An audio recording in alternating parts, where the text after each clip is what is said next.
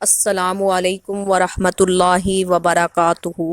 آپ دیکھ رہے ہیں ہمارا یوٹیوب چینل اسلامک اسکیچ۔ امید ہے آپ سب لوگ خیریت سے ہوں گے۔ اللہ تعالیٰ آپ سب کو اپنے حفظ و امان میں رکھے۔ آج ہم جامعہ ترمذی کی حدیث نمبر 5 کا مطالعہ کرتے ہیں۔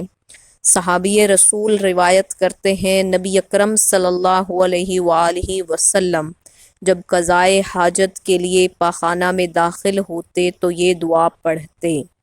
ترجمہ: اے اللہ، میں تیری پناہ چاہتا ہوں ناپاکی سے اور ناپاک شخص سے، یا ناپاک جنوں سے اور ناپاک جنیوں سے۔ شیبہ کہتے ہیں، عبدالعزیز نے دوسری بار اللہم انی اعوذ بک کی بجائے اعوذ باللہ کہا۔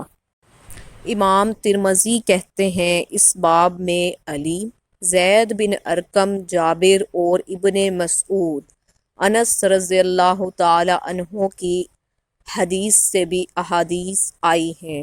زید بن ارقم کی سند میں اضطراب ہے، باب میں سب سے صحیح اور عمدہ ہے۔